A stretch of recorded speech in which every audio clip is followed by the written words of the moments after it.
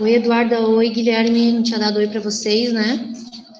Bom, ficou folhinha? Sim, tá bom. Tchau, Jefferson. Valeu. Olha só, gente, eu queria fazer um pedido para vocês que estão em casa, tá? Como eu tô, por enquanto, aqui com uma tela só, em casa é diferente, que eu tenho duas, eu consigo dar aula, eu vou ficando assim, né? Aqui eu vou ter que abrir minha apresentação e eu não consigo, ou eu vejo você. Deixa eu ver se a gente consigo aqui. Não. Mas acho. Mas não dá para mudar, assim. Não vai dar, infelizmente.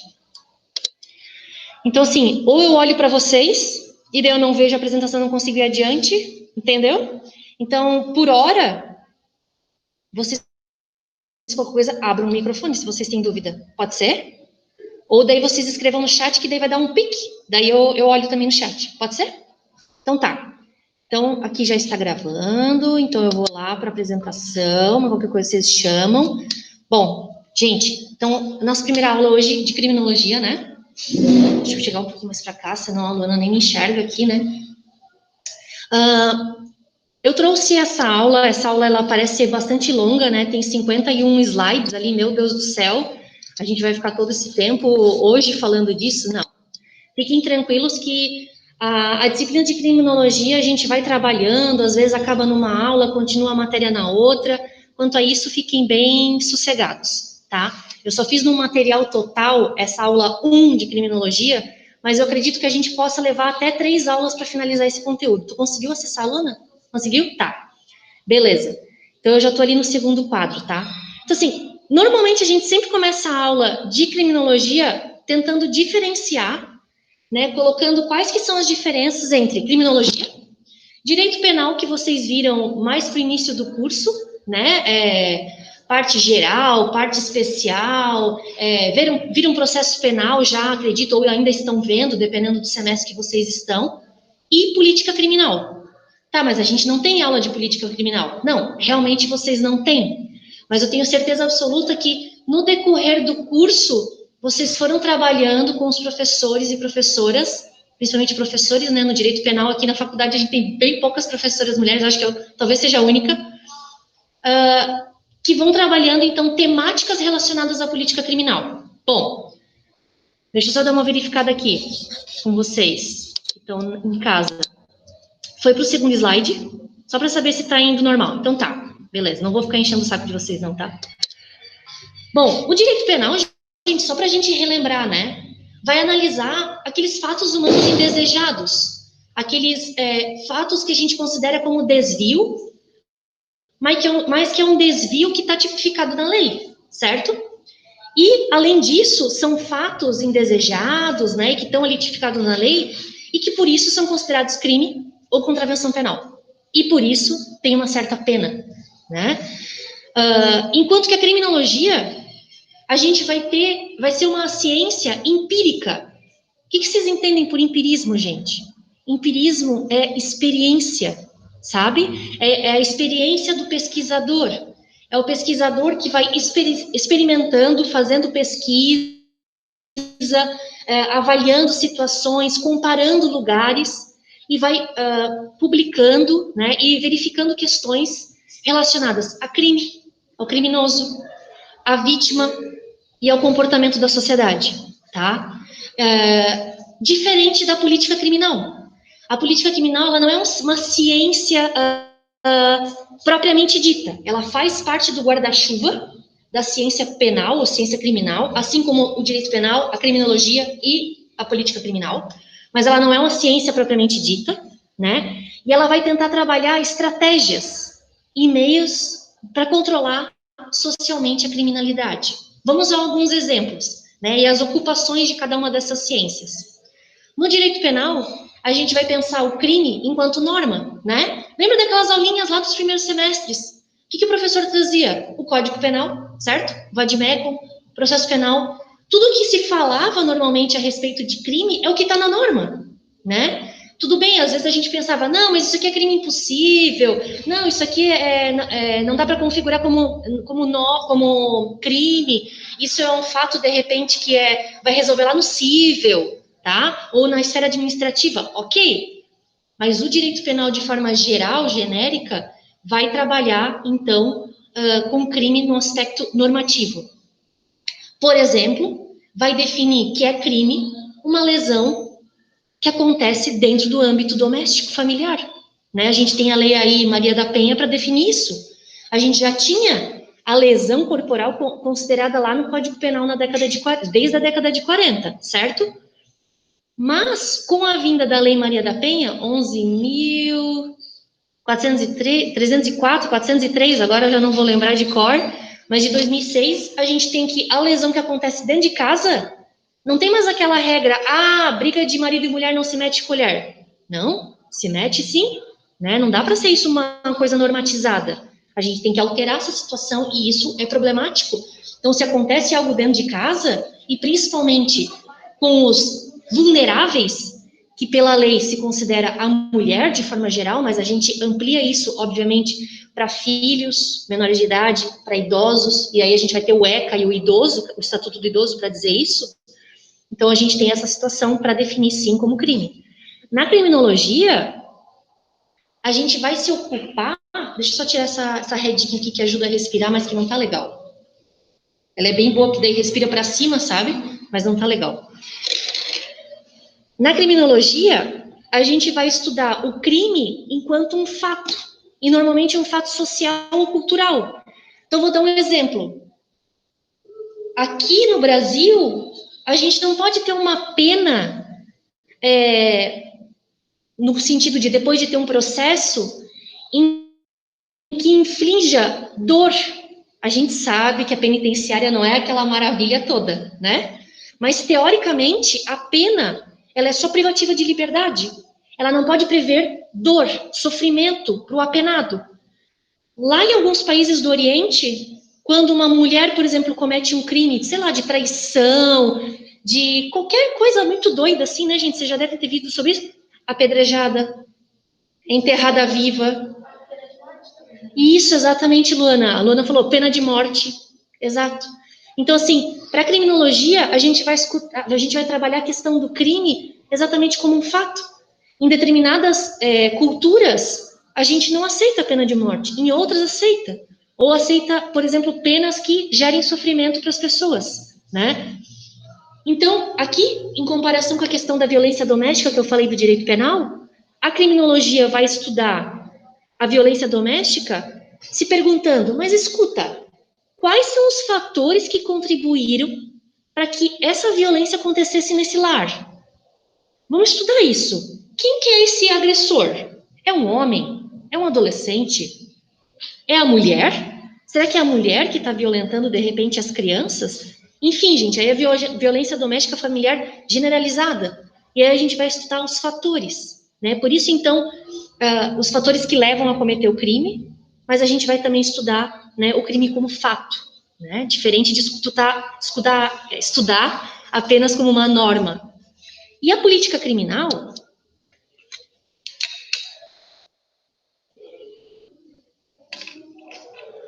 também é uma ciência penal, né? Não propriamente dita, mas faz parte do guarda-chuva da ciência penal.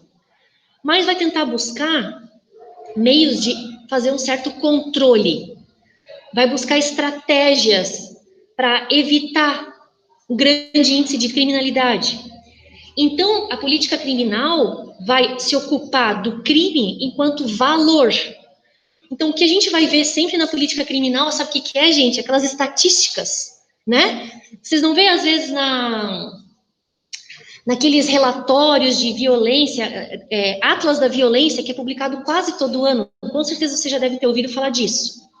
É exatamente isso. Isso não deixa de ser uma política criminal, que é publicado avaliando, naquele ano, que tipo de estratégias e situações aconteceram de crime, e isso colocado em valores, em numérico, né?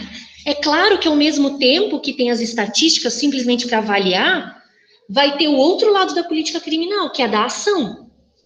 Por exemplo, estudando como que a gente pode diminuir a criminalidade? Como que a gente pode diminuir a violência doméstica e familiar? Vamos instruir as pessoas? Vamos fazer a propaganda lá na Magazine Luiza, que se tu tiver na Magazine Luiza, é um aplicativo fake, né? Tu pode fazer o pedido de socorro. Tu vai na farmácia e tu pede uma máscara roxa. isso significa dizer que tu tá apanhando em casa, e daí tu vai pedir ajuda. Então, as políticas criminais, elas podem ser feitas em amplo aspecto, né? Colocando várias pessoas, prefeitura, Estado, União, comissões interdisciplinares para agir, mas podem ser coisas pontuais também, né? Até mesmo, por exemplo, dentro de determinada empresa, pode acontecer uma política criminal, por exemplo, para não acontecer assédios, né? Ah, professora, tem a questão de gênero, não é? Muito bem, então vamos discutir isso, como é que a gente pode diminuir essa questão de desigualdade de gênero, né? O assédio que acontece. Então, isso tudo a gente pode considerar como política criminal, tá? Então, só para fechar, opa, eu estou na terceira slide agora, tá? Só para não esquecer, então, a grande diferença, direito penal vai ver o crime como norma, criminologia como fato, política criminal como valor. O direito penal vai definir o crime, conforme a lei vai prever, e aí a gente tem milhões de leis, né, que vez e outra está tipificando, criando norma, criando crimes novos. A criminologia vai discutir a causa do crime, o porquê do crime, quais os fatores de levar a pessoa a cometer o crime, né? Às vezes até o lado psicológico, psiquiátrico. Auxilia também o legislador a escolher quais fatos que vão se tornar crime futuramente. A criminologia pode também fazer isso, né? E a política criminal vai buscar como combater, como inibir, como controlar, e usa, por exemplo, esses infográficos ou esses sistemas informatizados para tentar avaliar que medidas que podem ser tomadas, né? Um exemplo, por exemplo, que a gente sempre dá. Acontece muito violência sexual em determinada rua no centro de Florianópolis. O que a gente pode fazer? Vamos avaliar a polícia junto com a prefeitura, junto com os comerciantes daquela região. Olha, quem sabe vão botar um poste para iluminar melhor aquela rua que é muito escura. Ou quem sabe botar um centro integrado da polícia. Como é que chama isso, gente? Enfim, né? Algum posto avançado ali da polícia que fique 24 horas trocando policial para ficar de olho. Vamos fazer ronda policial, né? Então a gente tem todas essas medidas que a gente pode considerar como política criminal, tá? Tudo certo, gente? Podemos ir adiante? Estamos indo? Tá. Depois vocês falam, tá? Vamos para o quarto slide, então. Bom,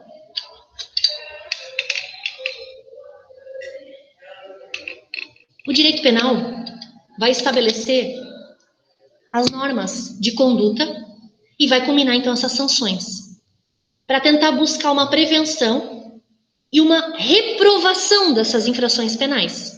Crime e também contravenção, claro. O legislador, ao criar o tipo penal, ele vai ter em mente uma proteção de um bem jurídico relevante. Lembra, gente, disso?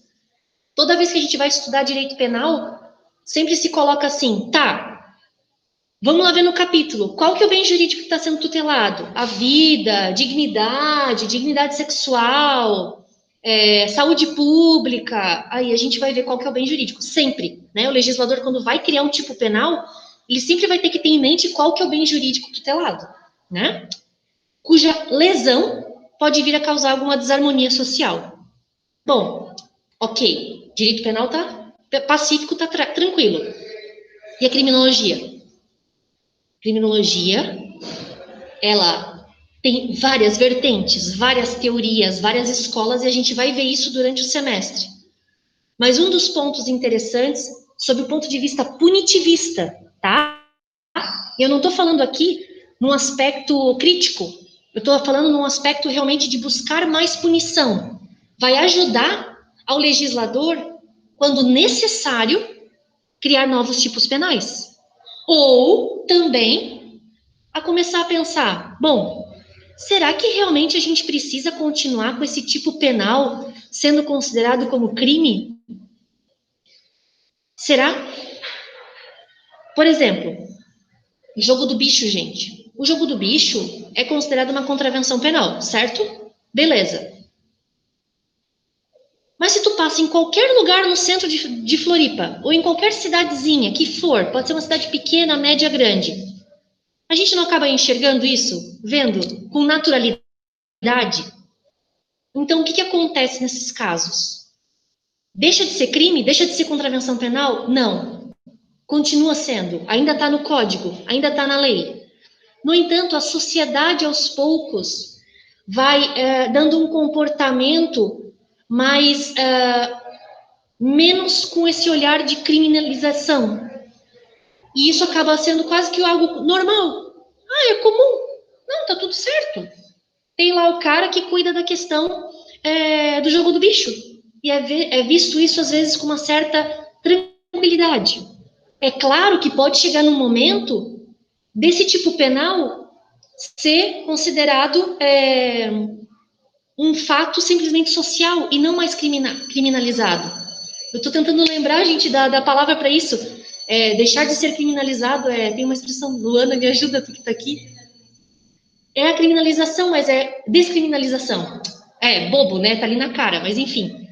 Quando há, de repente, uma lei que vem para revogar essa criminalização, então descriminaliza, né? Quantos e quantos movimentos que a gente tem, por exemplo, da lei de drogas, para descriminalizar o uso da maconha, né? Até o uso medicinal, enfim. Eu não vou entrar agora nesse momento, nesse debate, mas é exatamente esse tipo de movimentação que se entende que talvez em algumas situações poderia ser descriminalizado certas condutas, tá? Então, por isso que a criminologia a gente entende como uma ciência do comportamento humano do criminoso, mas ao mesmo tempo muito mais um comportamento humano do desviante, porque não necessariamente vai ser sempre um crime. Às vezes são fatos que são simplesmente um desvio social, mas não necessariamente vão ser crime, né? Não vão estar na norma. Vamos adiante, gente. Então, eu estou agora no quinto slide, tá? Só para a Luana se localizar. O conceito de criminologia é um conceito muito grande. A gente vai particionando e eu vou explicando para vocês. Esse é o conceito assim mais genérico, tá? Mas o que vocês vão perceber é que dependendo da escola e da teoria que a gente vai estar estudando, vai ter uma vertente assim mais crítica, mais voltada para estudo do criminoso, ou mais voltada para a vítima. Então isso vai ser caso a caso, tá? De forma geral, o que a gente pode considerar como criminologia primeiro, é uma ciência empírica, que eu já falei para vocês, que é baseada em experiência. Significa que isso vai mudando no decorrer do tempo e do lugar que tu vai estar pesquisando, né? O exemplo que eu dei lá, né? Da pena que é aplicada aqui para uma mulher que trai um homem. Tem pena? Talvez uma pena social, de crítica social, de vergonha social, certo? Mas lá em alguns países, principalmente de origem islâmica, né, algumas origem muçulmana, a mulher pode ser apedrejada por ter traído o marido, né? Então, assim, como que a criminologia vai estudar isso? Vai ser através da empiria, porque num lugar vai ser uma situação e no outro vai ser outra. Vai ser interdisciplinar. Por que interdisciplinar, gente? A gente vai estudar só isso no direito? O que vocês acham? Não, gente. A gente percebe que a criminologia, ela abraça várias outras áreas. Sociologia, antropologia. Quem nunca viu aí um seriado de serial killer, né? Todo mundo gosta, né? Psicologia, psiquiatria, área da medicina. Então, vocês vão perceber que a nossa disciplina, ela vai abranger outras várias áreas. Até estatística, né? Por conta das questões que eu falei de política criminal. Então, é muito mais amplo do que só o direito.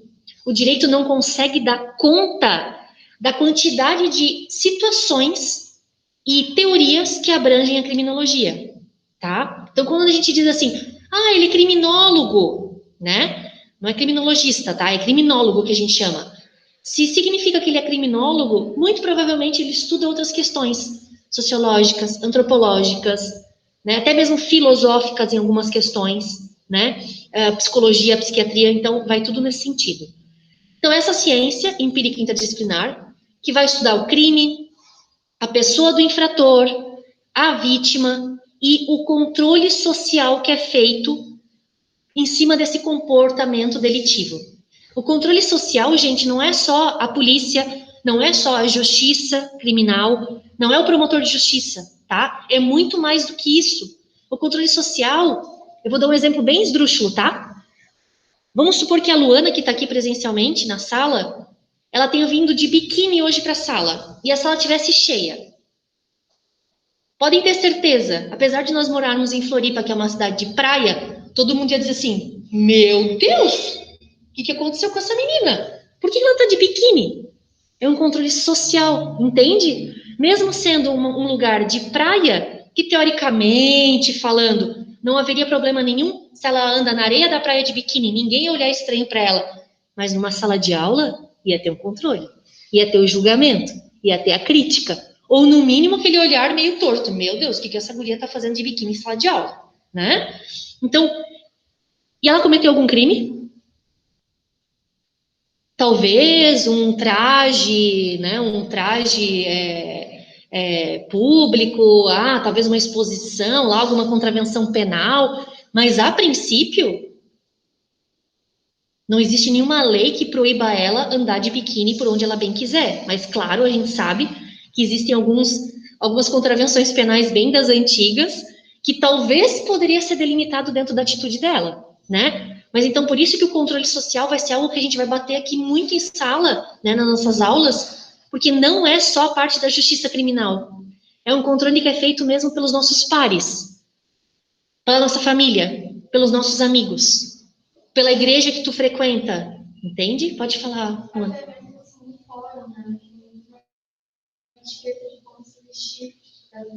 Sim. A Luana está falando da questão de como se portar, por exemplo, no fórum ou numa audiência, né? Será que dá para tu ir de camiseta? Será que dá para ir, né? O homem principalmente, será que dá para ir de camiseta e shorts e né, bermuda e chinelo? Olha, talvez não vão te proibir de entrar, tá? Mas que tu vai ser visto com maus olhos, vão, né? Então, essa questão do controle social, desse julgamento que a gente vive numa sociedade ainda muito visual, né? Então, se espera que você haja de determinadas formas em determinados locais. Se tu tá de camiseta e shorts na tua casa, numa festinha, ou até mesmo em sala de aula, talvez nós não veríamos problema. Mas isso estando num fórum, isso talvez geraria algum tipo de julgamento e crítica, né? Então a gente percebe o quanto que para a criminologia isso é muito importante, né?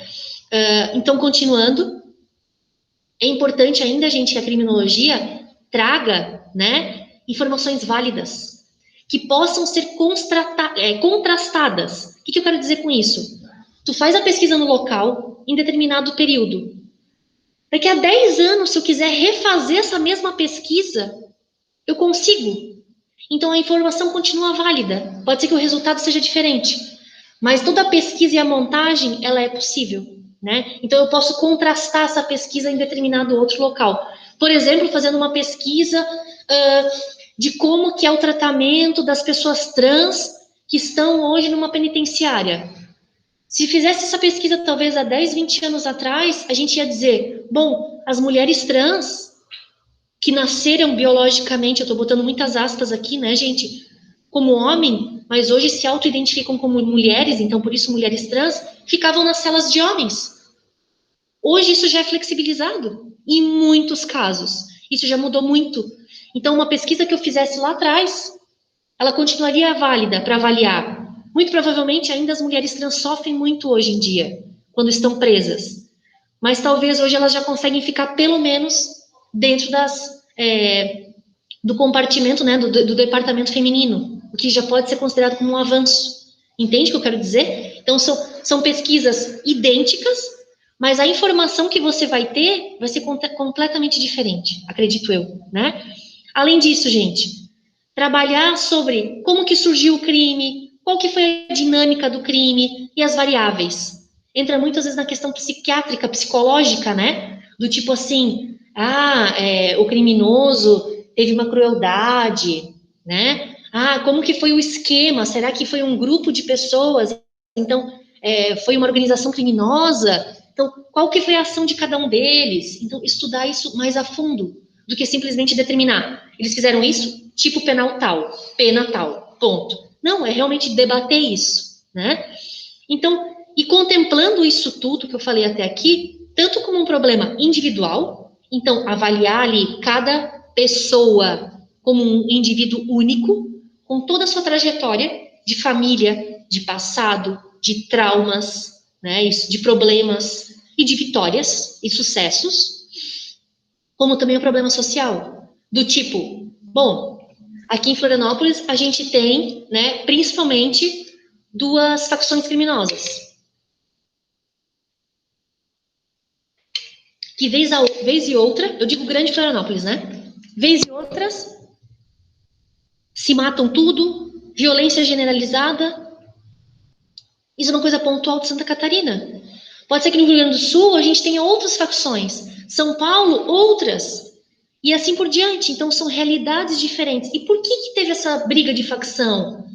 Porque veio preso de outro lugar, né? Então, trouxe a expertise e a marca da outra facção. Até então, estava tudo bem. Então, tudo isso a gente vai conversando, entende? Sendo como um problema social, né? Porque exatamente vai abranger aqui um local específico. E aí, sim, claro, a gente também vai verificar. A criminologia vai estudar programas de prevenção eficazes, né? Técnicas de intervenção positiva, nisso que a gente chama de homem delinquente. Vocês vão ver que a gente, em várias oportunidades, não vai falar de réu, não vai falar de infrator, a gente vai falar de delinquente, né? É a expressão que a criminologia trabalha, tá? E modelos e sistemas que podem trazer alguma resposta para esse delito. Então, nesse aspecto de prevenção e ação, tá? É claro que a gente vai ver que tem algumas vertentes, principalmente as mais críticas, que vai dizer, por exemplo, assim, prisão não resolve nada. Prisão só piora a situação, tá? E a questão também, e outras vertentes, né, gente? Que não, tem que ter prisão em determinados casos, ou tem que prender quanto mais melhor. Então a gente vai ver as vertentes que aparecem, tá? E por último ali, né, a pretensão da criminologia que a gente chama de clínica, que vai falar exatamente, né, desses fenômenos, esse fenômeno do crime e trabalhar quais que são os elementos e fatores que vão contribuir para o cometimento do crime. E aí, gente, é bem essa questão assim de vocês já viram aquele filme, talvez a professora de psicologia deve ter indicado? Precisamos conversar sobre Kevin? Até eu faço questão de olhar ali os rostinhos de vocês agora, gente. Vocês viram já esse filme, gente? Precisamos falar sobre Kevin? Quem não viu, assista. Eu acho que tem ou na Netflix ou na Amazon. No YouTube também, Luana, a Luana tá falando que talvez tenha no YouTube. Eu acho que é um filme de 2011. Eu vi esse final de semana, tá? Vergonha alheia. Professora de criminologia, nunca tinha visto esse filme. Mas daí, lendo e tal, fazendo a nossa aula, retomando, eu falei, cara, eu preciso assistir esse filme. Ele é meio perturbador, tá? Mas é um filme que realmente vale a pena. De verificar, às vezes, algumas questões da trajetória familiar daquele ser humano, né? E o porquê, de repente, daqui a pouco, um adolescente, um jovem, se torna um psicopata, né? Então, é bem bacana, assim, que a criminologia clínica vai trabalhar essas questões. Deixa eu só dar uma olhadinha aqui no grupo do nosso grupo do WhatsApp, se não tem nenhum comentário, mas acho que tá tudo certo. Então, tá. Eu quero só fazer um desenho para vocês aqui. Eu trouxe até uma canetinha. Vamos ver se vai dar certo. Deixa eu só botar aqui no vídeo, para que eu possa usar a área. Aqui vai dar, né?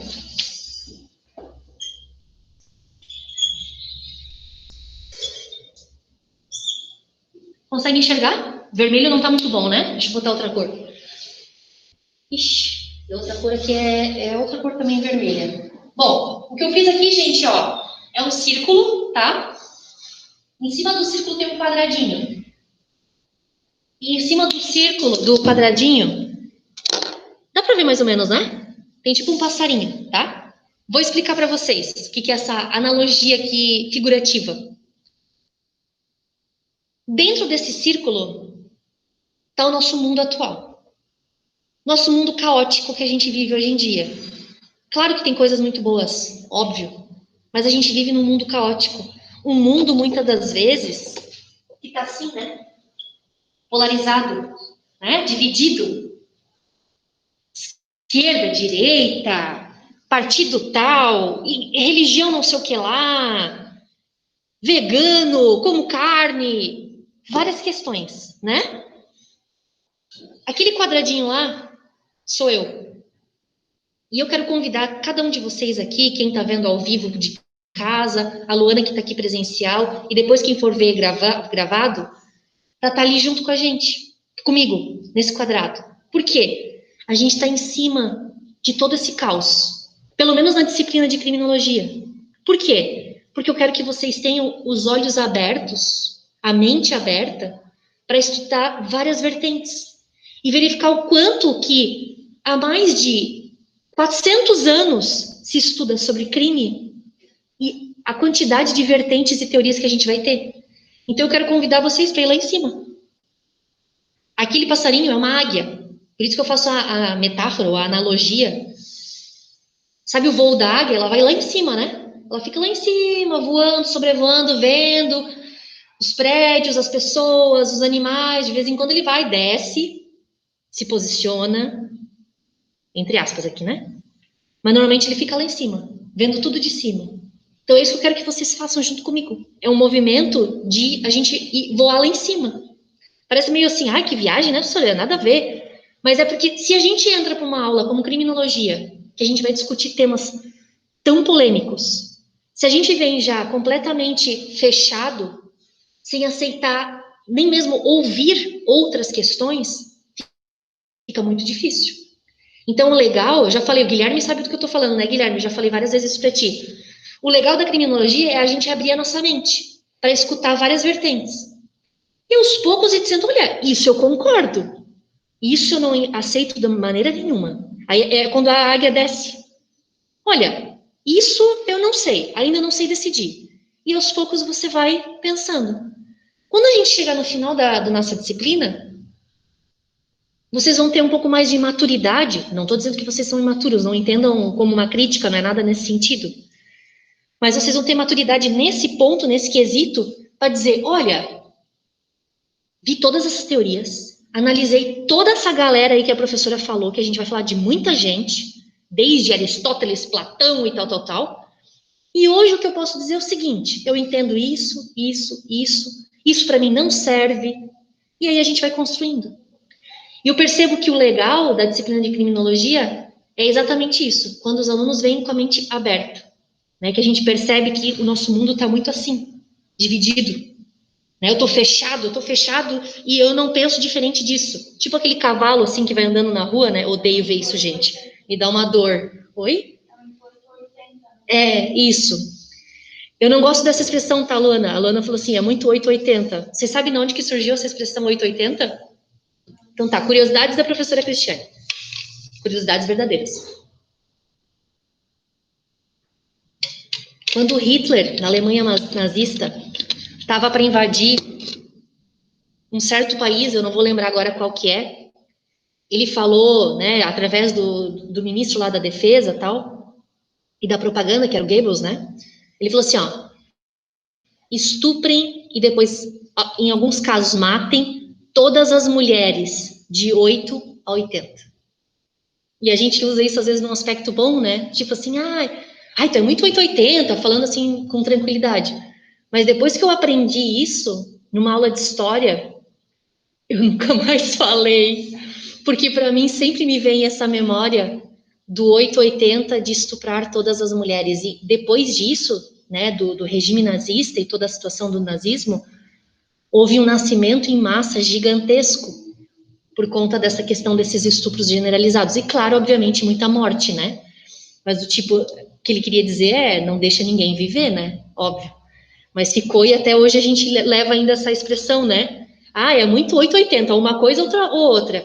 Mas na verdade de 880 quer dizer todos, praticamente, né? Mas enfim, são coisas. Então fecha o parênteses aí do 880, mas é isso. Então tá, gente, eu só quis fazer assim esse ponto para vocês, né, das nossas aulas, tá? A Eduarda tinha perguntado ali. O Código Penal já chegou a ter um crime de sedução? Isso, exatamente, Eduarda. Acho interessante ver essa mudança. No passado isso era crime, e hoje nós achamos até engraçado. É que o negócio da sedução era meio que assim, né, gente? Os crimes sexuais, a gente vai falar um pouquinho sobre isso quando a gente tiver disciplina de gênero, né? Crime e gênero. Eu não vou dizer criminologia feminista e vou explicar mais para frente por quê, tá? Não é uma criminologia feminista, é estudo de crime e gênero, é diferente. Os crimes sexuais, eles estavam muito voltados à questão da honra. E a honra de quem? Do homem, né? Do marido, né? Aquela ideia patriarcal, patrimonialista. Então, tipo, uma mulher ser seduzida por um homem sem estar casada, né? E de repente ter algum tipo de relação, né? Ainda que não perdesse a virgindade, tá? Isso demonstraria uma ofensa à honra daquele pai que deixou a filha ser seduzida, mas também, quem sabe, até mesmo para o homem. De repente, se ele era casado, ser seduzida, né, quando casada. Então, mas claro que daí com a mudança de 2009, detalhe, 2009, alguns crimes, então, foram revogados, e foi o caso, então, da sedução. Tem outros crimes também, né? Teve a união, então, do estupro com o atentado violento ao pudor e tal. Muito bem. Então tá, gente, ó, fica de tarefinha aí pro final de semana, assistir o filme Precisamos Conversar sobre Kevin, tá? É bem legal mesmo. Bom, vamos voltar lá, então. Eu vou sair daqui do visual com vocês, tá, gente? Vou continuar lá. Então, para fechar, então, só essa questão, né, do conceito de criminologia, tô no slide 6, tá, Luana? Só para se localizar. A gente pode considerar a criminologia também como um método, né, aplicado a uma certa pesquisa, empírico, como eu já coloquei para vocês, então, por essa busca dos dados através da experiência do pesquisador. É considerado, sim, uma ciência, exatamente por apresentar função, método, objetos próprios de pesquisa, né? Por conta de reunir essas informações válidas e confiáveis sobre criminalidade, observando o mundo concreto e real. É óbvio, como eu falei anteriormente, que isso pode mudar de lugar para lugar. Eu gosto de dar um exemplo, assim, que sempre é legal trazer esses exemplos de filmes, seriados, essas coisas, né? Eu assisti um seriado durante a pandemia que se passava na Finlândia. Pô, agora eu não vou lembrar do nome, mas se vier, daqui a pouco eu lembro. E era muito legal. De repente, na aula que vem eu trago o nome, tá? Tá na Netflix também. E é bacana esses seriados, eu adoro esses seriados assim que acontecem em países em que eles não falam inglês, né? Tipo assim, tem o inglês como uma segunda língua, mas é tipo norueguês, finlandês, é uma língua deles. Então, tipo, eu até falo mais línguas, né? Eu falo inglês, eu falo alemão, espanhol, que minha família, graças a Deus, pôde me dar essa oportunidade. E o alemão, porque minha família é toda alemã. Tradição, né? Tradição alemã, né? Claro, são todos brasileiros, mas digo, né? Lá, os bisavós, tataravós. E aí, quando tu vai ver um seriado desse, que tu realmente tem que ficar olhando para a legenda, vocês entendem o que eu quero dizer? Porque às vezes tem algumas pessoas que já compreendem legal o inglês, daí tá lá a legenda, mas às vezes nem olha, né? Mas esses seriados noruegueses, finlandeses, turcos, enfim, russos, eu gosto também de ver seriado russo, tu tem que olhar a legenda. E aí tu vai observando a linguagem, assim, como é diferente. E aí, um desses seriados da Finlândia, acontecem alguns assassinatos em série, é um serial killer. Uma cidadezinha de nada, assim, lá da Finlândia, não é nem na capital. Ou é na Islândia? Islândia ou Finlândia, tá? Uma das duas lá do norte, né, da Europa lá. Eu sei, é a Islândia do lado, né? O tratamento que é dado, é isso que eu quero trazer de contraponto. O tratamento que é dado para quando eles conseguem pegar o criminoso em flagrante, tá? Todo ensanguentado. Gente, é tipo assim, é um choque de realidade. Mesmo depois, quando ele é colocado na delegacia, eles levam um cafezinho quente, eles levam um sanduíche para ele, eles levam uma marmitinha para comer. Está com frio? Leva a coberta. Até que daí finalmente, né, vai para a justiça, então pegam ele na cidadezinha e levam para a capital, que eu não vou lembrar do nome agora. Levam para a capital. E aí todo o tratamento lá na capital. Gente, é um tratamento, pode parecer meio idiotice que eu estou falando, tá? É um tratamento humano. Ele fez barbaridade, ele foi pego, como se diz, né, na boca da botija, como é que é? Boca da botija, é isso? Não, né? Fazendo o ato, sim, mas ele não deixa de ser um ser humano. Quando a gente traz isso para uma perspectiva Estados Unidos e América Latina de forma geral, tá? Nem vou entrar aqui em específico no Brasil, mas eu estou falando principalmente a América, a gente percebe uma diferença de tratamento, um tratamento muitas das vezes, não dá para generalizar, bastante violento, sabe? Claro, obviamente, vai ser cada caso um caso, de repente a pessoa resiste, não vou entrar nesse mérito, mas eu estou dizendo que a gente sabe de uma violência que vem dos órgãos de controle institucional, muitas das vezes muito mais forte. Até mesmo, por exemplo, numa audiência, uma grosseria de um promotor de justiça, de um juiz, aqui, de forma geral na América, né? Diferente da gente ver lá na Europa. Eu não estou também generalizando, tá? Eu estou dizendo de uma coisa bem pontual de um seriado que eu assisti. Eu nunca participei de audiência na Europa, né? Mas eu já vi vários casos aqui no Brasil, né? De participar, ou em filmes, ou que a gente vê, de repente, televisionado, ainda mais agora, né? Vocês devem ter visto aquele caso da menina aqui de Floripa, Mariana Ferrer, eu acho que é, né? Da violência, é uma violência, né? Tipo, um desrespeito, uma grosseria por parte de advogados, de promotores, uma ausência de ação, né? De próprios juízes. Então, assim, o que eu quero dizer com isso tudo é que, às vezes, a gente percebe que o mundo real nosso, às vezes, é muito diferente do outro lado do oceano, ou às vezes, na esquina, né? Então, a gente tem que tomar muito cuidado quando a gente for estudar a criminologia e as pesquisas que são feitas, ver onde isso se aplica. Porque não necessariamente um abolicionista, né, de prisão, né, um teórico abolicionista que entende que a prisão não se aplica, que fala lá nos países nórdicos, né, da Europa, que tudo é maravilhoso, que todo mundo tem uma certa renda equilibrada, não falta comida. Você dizer isso lá, quando você vai falar isso aqui, nem sempre é possível se aplicar. Eu não estou dizendo que eu sou a favor da prisão. Eu estou lá em cima no quadrado de novo. Eu só estou dizendo que são teorias que nem sempre dá para se aplicar no mundo todo, tá? E, claro, o método ali aplicado, né, com uma grande quantidade de dados, isso vai trabalhar em um determinado fenômeno natural, tá? Indo, então, ali para o item 7, deixa eu só dar uma bisolhadinha, gosto de dar uma olhadinha, ver se está tudo certo, se não tem nenhum comentário. Foi comentado ali. Em 92, teve uma pessoa que foi denunciada pelo MP pela contravenção de vadiagem. Sim, que era isso, a contravenção penal. Exatamente, João. Dead Wind, o filme? Ou Border Town? Não, não era nenhuma dessas duas, gente. Mas eu vou pesquisar, tá? Porque agora até eu fiquei curiosa, mas eu vou pesquisar. Então, essa questão da contravenção da vadiagem está previsto desde o Código de 1890. É bem bacana quando a gente for estudar algumas questões relacionadas à raça e crime. Na época, no início do século, logo depois, final do século XIX, início do século XX, logo depois que é publicada a Lei Áurea, né, enfim, né, de abolição da escravatura. Vocês já leram a Lei Áurea? Alguém já leu? São 2 artigos. Vocês acreditam nisso, gente? 2 artigos. Sem nenhum tipo de política pública para dizer, beleza, vamos abolir a escravatura, beleza.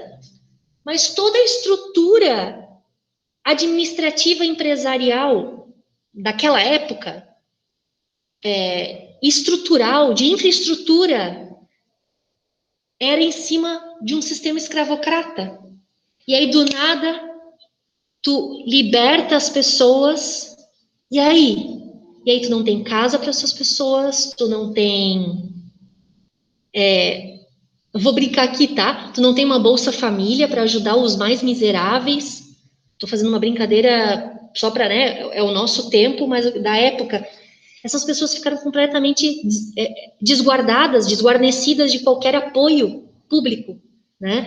Então a gente percebe assim que muitas das questões que acontecem no Brasil relacionada a crime ou desvio é muito vinculado ainda àquele final do século XIX, em que a gente tinha toda uma estrutura de violência institucionalizada, que era normal uma pessoa negra, né, ficar, então, totalmente a depender de uma família, até a sua própria sobrevivência, sua vida e morte, sua dignidade corporal, pessoal e tudo mais, e do dia para a noite, isso muda. E agora, o que a gente faz com toda essa população vulnerável? Simplesmente se largou. E aí, o que aconteceu? Quando entrou em vigor, antes um pouco, né, da abolição da escravatura, o Código Penal de 1890 tinha essa previsão da vadiagem e tinha uma outra previsão, vadiagem e... se alguém lembrar aí, gente, tinha dois códigos, tinha dois, assim, artigos da contravenção penal, ou do Código Penal, que acabavam capturando essas pessoas que não estavam trabalhando, né? Então, era a vadiagem, acho que era a capoeira que era criminalizada, mas acho que não era o nome capoeira, era alguma coisa assim, tá? Será que era capoeira, José? Eu acho que era, né? E daí entrava aí capoeira, entrava samba de roda, aí a gente entra na criminologia cultural, que é meu xodozinho, que a gente vai chegar nessa aula, que é exatamente de criminalizar determinadas práticas culturais e sociais, simplesmente para tentar pegar determinados grupos sociais, sabe? Então é bem interessante. A capoeira foi descriminalizada, né, há pouco tempo, e claro, agora já é considerada patrimônio, né? Patrimônio nacional. Mas a vadiagem, olha que interessante, em 2012, os deputados federais fizeram um movimento de votação simbólica para revogar o artigo da vadiagem. Mas se vocês forem olhar lá no Vadmecum de vocês, na lei de contravenção penal, ainda está em vigor. Olha que loucura, gente. Então, é exatamente como vocês colocaram ali, né? Que na década de 90 ainda tinha gente que estava sendo, né, capturado, denunciado, enfim, por esse tipo de atitude, né? Bom, então, gente, é importante dizer que a criminologia não é uma ciência exata, tá? Então, é uma ciência humana, né? Uma ciência social. Não vai trazer informações que são absolutas, né? De certeza insofismável, ou seja, que não pode ser questionado de forma nenhuma. Não! É uma ciência do ser, é uma ciência humana.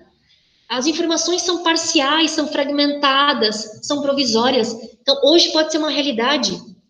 Ano passado, antes da pandemia, era outra. Daqui a 3 anos, quando todo mundo...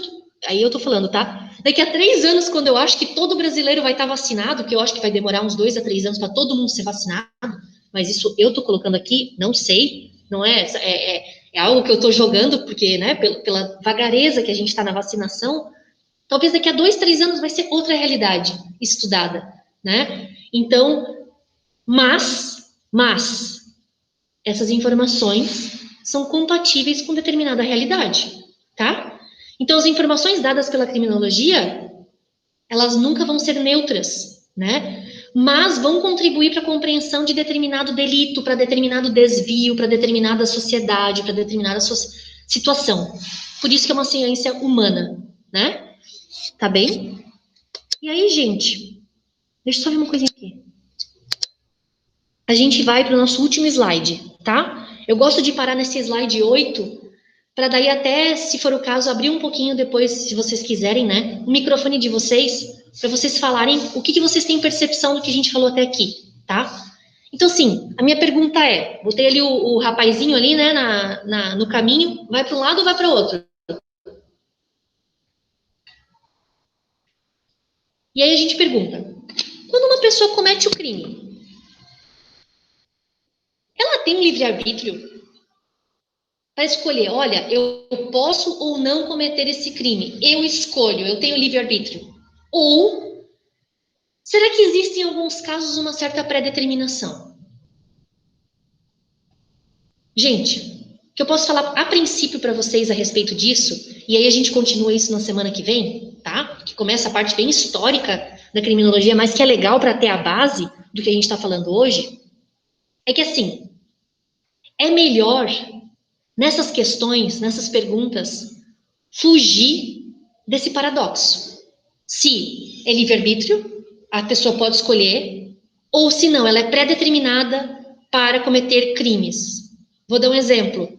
Meu avô é traficante. Meu pai e minha mãe são traficantes. Provavelmente, por uma pré-determinação do destino da minha família, eu também serei. Será que dá para a gente afirmar isso com certeza absoluta? A melhor saída é: foge desse tipo de paradoxo. Foge desse tipo de afirmação fechada. É muito melhor trabalhar, né, trabalhar caso a caso. Por isso que eu falei lá anteriormente que a criminologia vai trabalhar com a questão do crime, do criminoso, da vítima, tanto no aspecto individual, mas também, obviamente, vendo isso sobre um aspecto de problema social. Hoje, o pensamento clínico da criminologia também tenta fugir desses reducionismos, do tipo, a mãe batia quando era criança, então provavelmente vai ser um pai, essa criança, quando se tornar pai, vai ser um pai violento. Isso é perigoso? Isso pode justificar algumas ações? Pode, mas não dá para reduzir, porque a pessoa sofreu anteriormente no passado, ela vai ser violenta no presente ou no futuro. A gente tem que tomar cuidado.